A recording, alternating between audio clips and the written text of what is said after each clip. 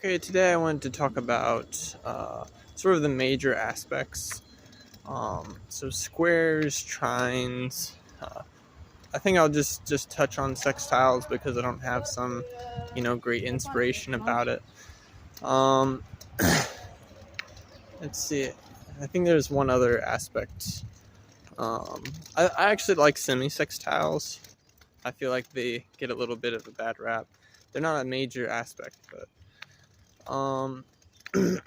so. Oh, and oppositions, of course. I actually start with oppositions. So, the reason I'm making this video is because my point of view about these things is just a little bit different. It's a little bit idiosyncratic. I think giving a different viewpoint, especially with astrology, can be really valuable because the more sort of patterns you can recognize, the more powerful your astrology becomes. Your ability to predict and see what's going on in someone's life. Um, I would like to just say that one of the biggest things in astrology is going to be your ability to intuit, to sort of hear the planets, to look at someone's chart and really see the picture of who they are very quickly. I've noticed some people in the astrologer space, they sort of know like the parlance of it. They know like the patterns, and they just mechanically sort of repeat what it is. And there's a little bit of a sort of that excitement of pattern recognition. But you have people that don't really understand how the different things in the chart are working together. Things like that. So, I mean, we all have to start somewhere, and we all have to see everything as it sort of works together, and understand how the birth chart, how we can look at 2-3 different people with the same placement and see how they're the same, and also see how they're different. Because sometimes people have the same placements and they're very different. And it's not necessarily, we don't have to look at other placements to say why they're different, although of course that's part of it, but simply sometimes there's just different harmonizations. Like when I look at a chart, I see a technology. I see, potentialities of someone. So it's not like, to me, it's not a static picture of who you intrinsically are. It's like, this is a little bit of a planetary magic view of it. Like Damien Eccles talks about the chains that bind us to the planets. It's like, one soldier has a machine gun, one soldier has a rocket launcher, one soldier has, a sniper rifle. What roles are they probably going to have with the tools that they have? Because, if you look at different lifetimes, your astrology changes over lifetimes, even though the soul is the same. That being said, the astrology is always going to sort of be a picture of your soul, your true will in a lifetime, things like that.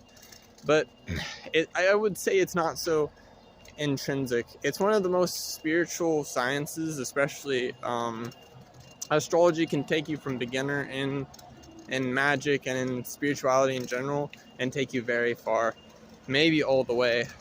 Like Rajarshi Nandi said that he was asked, how do I know what God wants for me in my life? And Rajarshi Nandi said astrology, because it's a very divine science. It's very, very powerful. There's so many layers. But I'll say, as someone who's practiced Tantra, which is mostly about the planets, for someone who practices, planetary magic, the hexagram ritual, things like that, and my magic, it's not, super sophisticated, but it's effective. I have that sort of conversation with the planets energetically. So in my own life, and just depending, you can activate different potentialities of different planets in different ways. So the same placement can actually act very differently. And that's just from my own experience. The other thing is the birth chart has patterns. So, okay, I'll just talk from my own chart a little bit. The sun in my chart is in Cancer, ruled by a moon. So that means moon is going to be taking a lot of the energy of the sun. So the rulership of the sun is going to also be sort of invoked or evoked on the moon. Not sure which one it would be in this case. I feel like that's something I've got to sort out. Or perhaps both. And there's different ways to look at house rulership and stuff, but kind of whatever zodiac sign is, you're gonna want to look for like which zodiac sign is the throne, which one it has the house rulers, which one is somehow taking the most energy, is the conduit for the most energy moving through. When we're talking, like if you have a stellium, obviously that's going to draw more energy than other places in the chart. If you have a stellium, though, and it's like I have a stellium in Aries, so actually that makes Mars really, really powerful in my chart. And, another thing is you can see sometimes the planets are sort of feeding each other. So, like, when they're in each other's houses or something like that. Like, there's a lot of patterns to be looked at through that sort of thing. So there's just a lot of complexity. And if you do planetary magic, you'll see how the planets can all begin triggering each other. And there's a lot of things that have to be troubleshooted. So I almost see the birth chart as being like a circuit. I mean, it's not almost a circuit. It literally is a circuit in some sense. You go from Aries to Pisces, and then you're at Aries again. And it goes in a circle. But, of course, there's more to it than that. So oppositions. Oppositions are, I see, in my own meditations, and in my own work, because I have oppositions, and some people I know have oppositions. Oppositions, I want to call it more like marriage. I think this is the better way to look at it. And so that means, let's say Mars and Jupiter are in opposition. Okay. Or maybe Mars and Saturn. So some of these placements can be really difficult to harmonize, depending on what you're trying to do in life.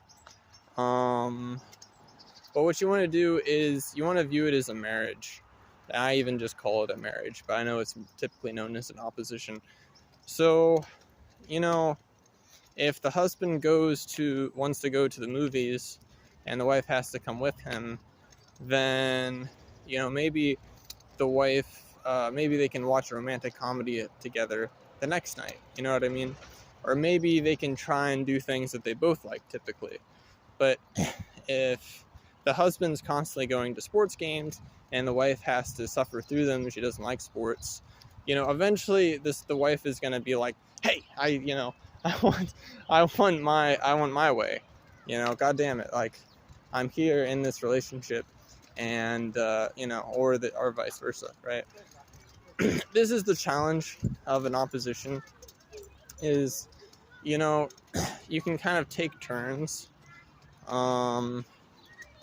I've heard astrologers say that, taking turns. I think taking turns to satisfy the opposition isn't the best case scenario, because then it's like one side of your life is waiting and then the other side of your life is waiting.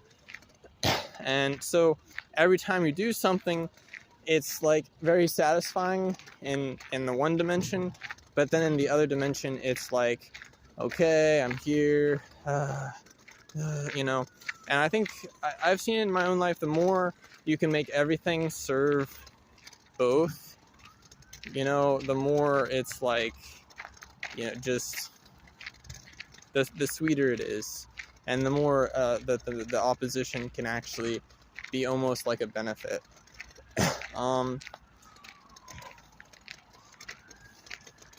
But you're just forced to harmonize two things, basically, is what I've seen in opposition. I guess you don't really get energy out of an opposition, per se.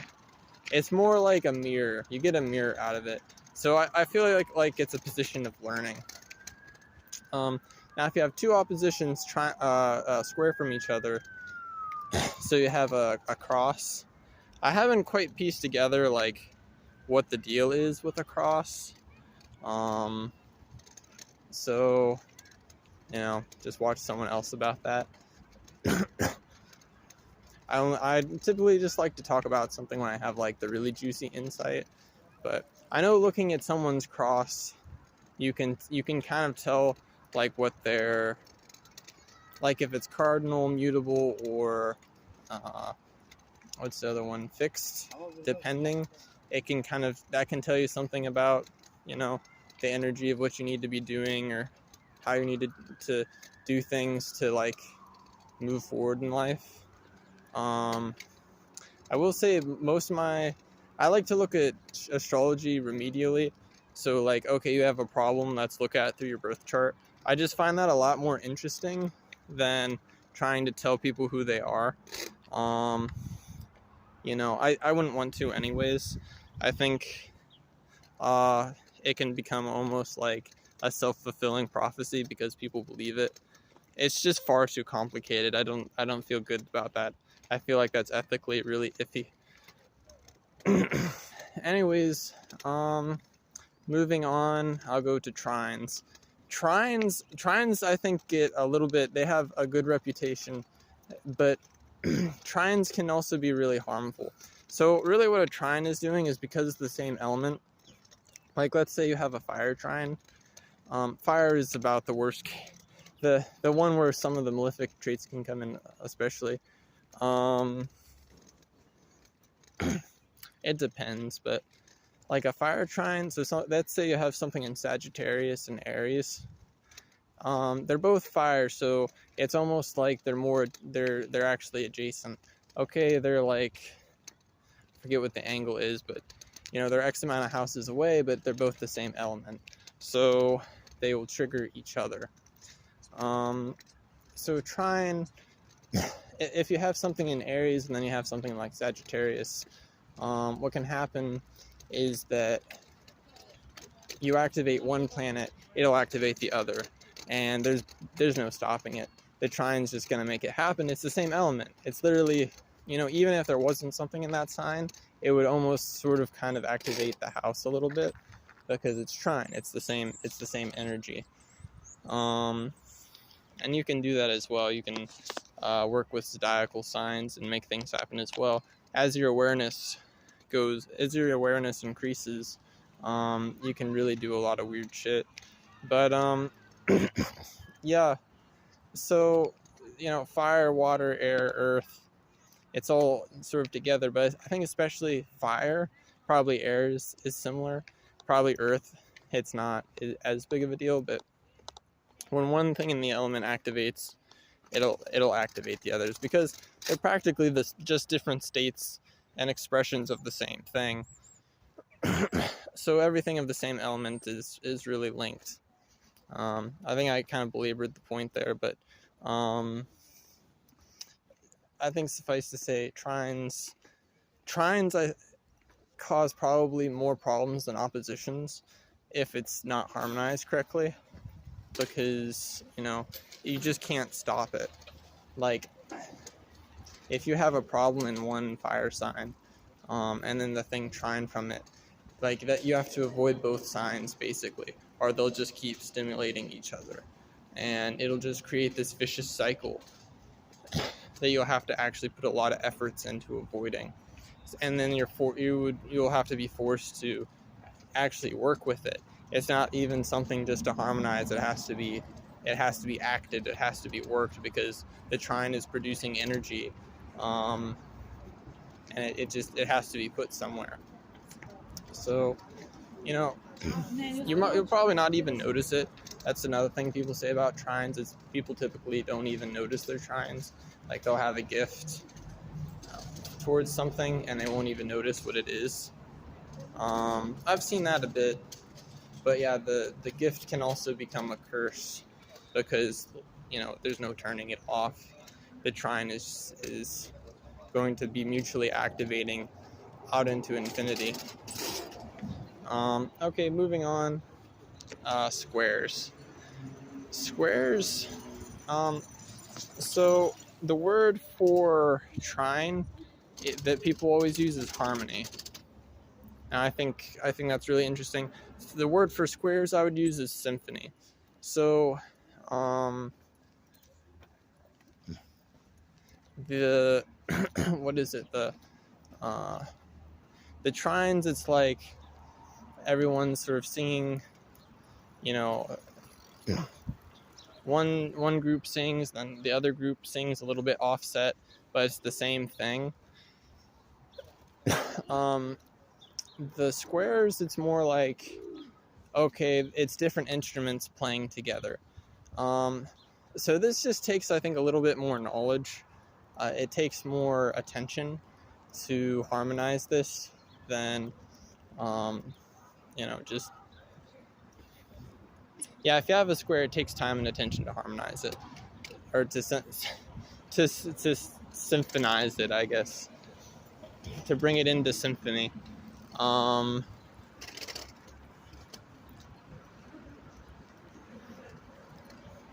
Yeah, they're different instruments playing the same tune. So, I think it's easy for things that are squaring each other to become discordant. So you kind of have to bring them to do the same thing. I would say, especially, like, if someone has like two trines, and, the trines are creating squares with each other and stuff like that, and then maybe there's even, that's all wrapped up into like a cardinal cross or something, or this is someone that really needs to drive their entire life towards like one or two things that maybe are interrelated with each other, because if so many different areas of life need to be harmonized, then you almost can't do anything that's not towards a certain objective.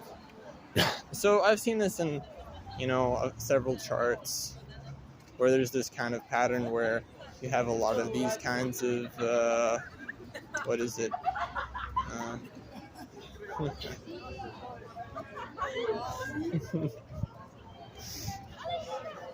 People love my 3 eyeglasses. Lol. Yeah, if you have a lot of these types of different things, it kind of becomes like your life has some kind of particular direction. Or some people just, I think that having very particular different areas of one's life,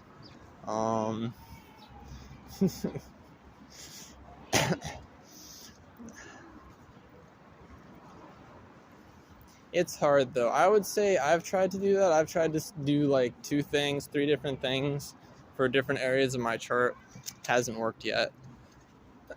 And the reason why is because everything activates each other. The other thing is, it's great to know astrology, but if you see something and it's growing in your life, like, push on that and diagnose the astrology later. Astrology is supposed to sort of be some really secondary guidance, I would say. I mean, it'll get you all the benefits. Know why something works in astrology and reproduce it results, but I think getting too obsessed with astrology and trying to predict too much can just lead you into like practically madness of like, if something goes wrong, oh no, where were the fucking asteroids at that point of time, and it's interesting, but at some point you gotta live your life. Like billionaires will consult astrologers before big moves. Actually, I've heard they even, rich people even, they'll change something on the color of, they'll change something of the design of their car according to Kapil Raj, and they'll ask him about it. No, that's powerful. That works. See, that's like the correct use of astrology. The incorrect use of astrology is to be like in fear and like, oh, I gotta check everything before I do anything. It's better, I think, to have kind of a well-rounded knowledge, and then just diagnose things as they've happened. Like if you have some blockage, you can remove it with astrology and just move on, and it makes life, a lot more sensible, and you can actually like learn how to harmonize your talents or weaknesses better, more effectively, more quickly. You can make headway that way, in a way that you just can't with just basic self-help. Self-help is, kind of a scam, really. But astrology, I mean, it's worked for me, so it's worked for a lot of people. But yeah, getting into the doom and gloom of like, oh, my placements are bad, so I'm fucked. That's not really the case. Like I just mentioned, squares and oppositions, like the worst, the boogeyman placements, they're workable. They're even kind of beneficial sometimes. Which just to recap on squares really quick. It's just they're different instruments, and you sort of have to become ambidextrous, like mentally, and learn how to do like a different instrument at the same time. And if you have, I think this is something I've been thinking about, the cardinal cross, but it's just coming clear to me now as I'm talking. It's almost like the cross is it's a full symphony. It's not just two instruments square from each other. It's four instruments all square, in a row. And so that takes sort of precedent over the oppositions involved. Probably you could apply this to a T-square as well. But yeah, then you just have to be like ambidextrous like 4 times and keep everything in symphony, and then it'll work for you. You have to be a one-man band practically, something like that. But everything has to play the same tune.